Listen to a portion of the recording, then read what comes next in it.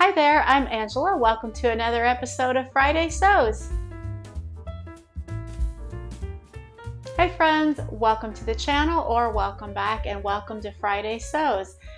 Hashtag Friday Sews is the brainchild of Jen from Today in Jen's Sewing Room. So big thank you to Jen for encouraging us all to share our creativity and all the things going on in our sewing room. And thanks to you guys for watching this video. I really appreciate it. And a special thanks to any new subscribers. I see that there have been a few new people to join in, so I appreciate that. And welcome. And so today I'm going to share a little bit about how my week went in my sewing room and a little bit about how other parts of my life went. So let's jump right in.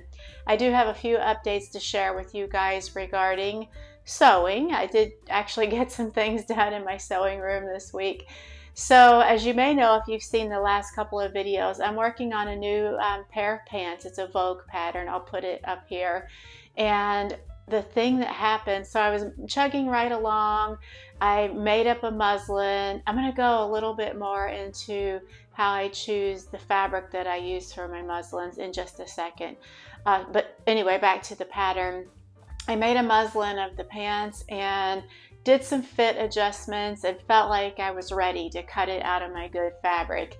And what I didn't realize was that my fabric has a pattern to it. I'll pop a picture of the fabric up here too. And I didn't realize that it was directional. So it has some, as you've seen on the picture, some cute little dogs and some words. And I kind of had been thinking in my head, and shame on me for not checking it out first, that the dogs were kind of like any which way and there was no direction, like you could place the fabric, cut your pieces either direction. But that's really not the case on the fabric. The dogs are all like facing the same way, like there's an up and a down on the fabric. So given that, I did not have enough fabric to cut all the pieces out and stay with the directional print of the fabric. And luckily I had bought this fabric from Mood Fabrics, and I'll put a link to the fabric in the description box below. But luckily Mood Fabrics still carries this fabric, so I was able to get just a little bit more to have enough to cut all my pieces out. And I got to looking at the pattern envelope, and the yardage that they give for 60-inch wide fabric is for fabric without a nap. And they don't even give a yardage for a with nap fabric. So I'm not sure why they don't do that, because that could have triggered me to pay more attention to my fabric to see if it was directional or not. Either way, it's on me. I should have checked. I've been sewing long enough to know that if there's any kind of a print, I should always check if it's directional or not. So luckily I got another piece of the fabric, and I'll have enough to cut out all the pieces. So that kind of did kind of stop me in my tracks a little bit, but it didn't take too long for the fabric to get shipped to me. But back to my muslin. I used to, when I would make a muslin for like to test fit a pattern, I would just get the actual muslin fabric. But the problem with that is that after I would cut out my pieces, stitch my muslin together, make any fit adjustments and so forth, then I was left with like a pseudo garment made out of muslin fabric that was then useless. I couldn't wear the thing, and I couldn't really use the fabric for too much either. In some cases I could maybe pick it apart and reuse certain pieces on another pattern if the pieces were big enough. But what struck me once when I was in Joann's a few months back, they had some of their quilting solids on sale for a really good price, like $1.50 or $2 per yard. And I'm sure they're not like the highest quality quilting cottons, but they were pretty decent. So at that time, the price per yard was so good that I bought like 8 or 10 yards of this light pink. And I thought I could use this to make my test fit garments. And then I could also use the pieces of that after the garment, after I'm done with the test garment, I could use the pieces for actual quilting, so the fabric wouldn't go to waste. So that's what I've done, and I'm still using that 8 or 10 yards. I can't remember whatever I bought. I'm still working off of that when I test fit garments now. I'm getting down to the end. I just have like a little bit of that pink left, but I think that's what I'm gonna do going forward. Let's just wait for those quilting solids to go on sale really good, and then buy 10 yards of it, and it's pretty cheap, and I'll be able to reuse it. So maybe that'll be helpful for you guys. I don't know how many of you guys are both garment sewists, and quilters, but that could be an option for you. So just something to keep in mind. Yeah, so enough about that. And the other thing that I got done, or at least got started on in my sewing room this week, was I went ahead and cut out the pieces for a collaboration project that I'm doing with Michelle Sews Again in September. I know that's still a couple months away, but you guys know my track record. I'm like a slow, in the tortoise and the hare scenario, I'm the tortoise, like, by far. I'm a very slow sewist, not just because my actual process of sewing is slow, just because life, like for all of us, gets pretty busy, and I never get as much time in the sewing room as I would like. So my projects take a little bit longer. I figure when the point comes for me to retire, I'm just gonna like from my job, I'm just gonna hole up in my sewing room and sew all day, every day. in the perfect world, you know, wouldn't that be what we all do?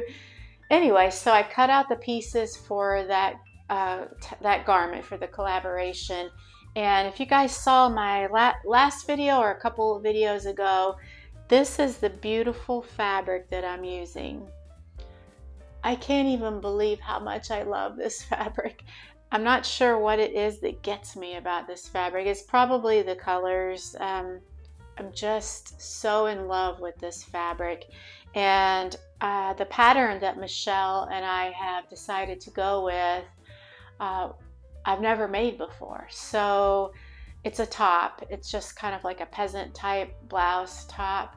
And I'm thinking that this will go really well. It's kind of loose and breezy. So this is very flowy. It'll work really well for that. And I was torn between, like, should I make a muslin for this top? A lot of times with tops, I don't make a muslin because I'm pretty good with the measurements and the fit and how I like my arm size to be and things like that. Now I'm hoping that this top fits just right, or that I can make small adjustments if needed, because I do not want to ruin this fabric. I think it's going to be fine though. So I thought I would get a head start on that because I'm so slow, and that way I won't hold anybody else in the collaboration up. Anyway, so that's what I have done in my sewing room this week. And I do want to show you guys a couple of fabric samples that I got. So when I had to reorder a second piece of that dog print for my Vogue pants, I spent enough that I could get 2 free swatches from Mood Fabrics. I don't know, do you guys order from Mood ever? They have a thing where if you spend, for every $10 that you spend, you get a free swatch. And their swatches are pretty good size. They're probably 5 by 6 inches, pretty decent size. It's enough of a swatch to give you a really good idea if you're going to like the fabric or not. At least that's been my experience. So I went ahead and picked out a couple of swatches, and I thought I would go for something totally different that I would ever normally have gotten in the past. And these are both like sweater knits. I'll bring it in closer up here in a moment. And I thought, why not? I'm not a knitter, so I would never ever be able to like create something like this. Come in a little closer there. Isn't that just pretty? It's kind of it's a brownish color with variegated shades of brown and light brown, taupe, off-white. And then the other one is also a sweater knit, but this is the one I'm in love with. So it has a decent amount of stretch. It's not like a jersey knit, but it's got some stretch to it. But it has tones of rust, like burnt orange, off-white. Very, very pretty. And I have fallen in love with both of these fabrics, which they're both a little on the pricier side, so I'm not going to rush right out and get them. I want to be very sure that I know what I'll make with these. And I had been thinking with this one, maybe like a sweater or something like that. And I showed it to my mother-in-law when we were visiting there yesterday. And she is also a sewist. And she thought that because it's kind of a loose weave and it has these little fibers that are loosely woven in, that a sweater, an outer garment, might make this prone to snagging. And that's a very good point. So she suggested maybe like a tank top, and then you could wear like a topper over it. So bring you back in again. I think that would make a pretty tank top. So I think that's kind of the way I'm leaning on this. Plus, a tank top means I wouldn't have to buy like nearly as much fabric. So that's always good. And then with this one, if I do end up buying this, what I thought I might make, this one I probably will make a sweater out of. It's a much tighter weave, less prone to snagging.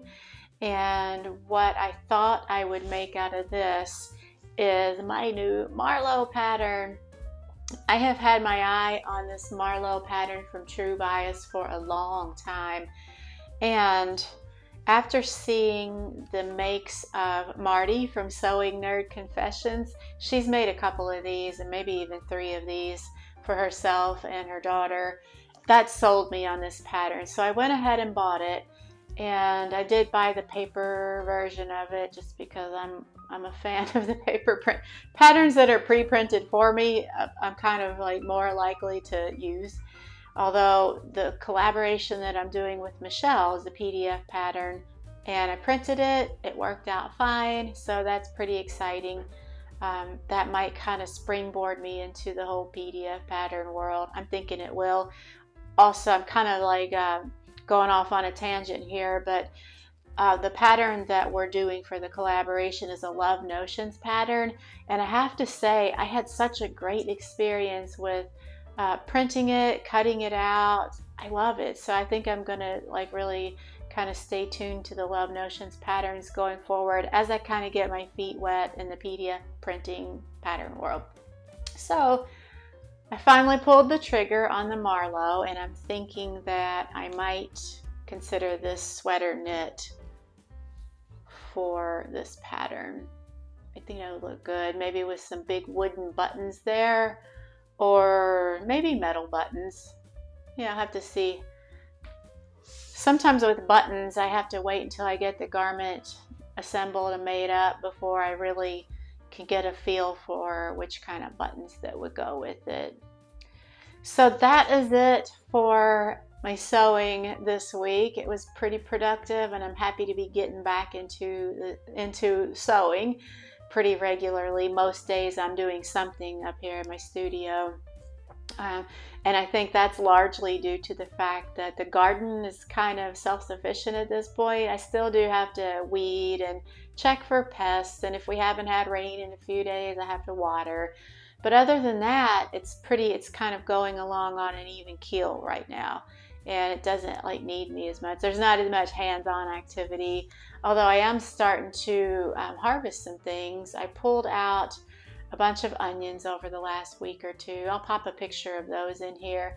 And this was the most onions I've ever grown in 1 year. And the final count on it was, I think it was 107 onions. We cook with a lot of onions here, so we'll definitely use those. But I've pulled aside some for immediate use, and then I'm curing the rest of them for later use. So I'm kind of excited about that. I won't have to buy onions for a long time. And I'm getting a tomato here and there. The cherry tomatoes, as usual, are doing, for me at least as usual, much better than the full-size tomatoes. So that's going pretty well. Gotten a few cucumbers. The peppers are doing well, so I'm pulling peppers off pretty much every day. Especially the hot peppers. So I found a new recipe for some hot sauce that I'm excited to make. Last year I made a big batch of hot sauce that was kind of like a copycat recipe for the Frank's Red hot sauce. Only the batch that I made was like a lot hotter than Frank's. So I think it wasn't an exact copycat. It was good nonetheless. I just had to be more sparing with how I used it because it was pretty burning hot. Yeah, so what else? Oh yeah, so we have our family, our out of state family in town. They got in on this past Tuesday and they're staying until I think Monday morning. So we met up with them last night at my mother-in-law's house, and it was good to see them. It's my husband's younger sister, her husband, and their 4 kids who are all teenagers or close to all being teenagers at this point. So it was a packed house and it was so much fun to hang out with them. We're also going back over there tonight for pizza, so that should be good. We only see them maybe once every few years, and sometimes it can be like an even longer stretch than every few years. It could be 4 or 5 years in between seeing them.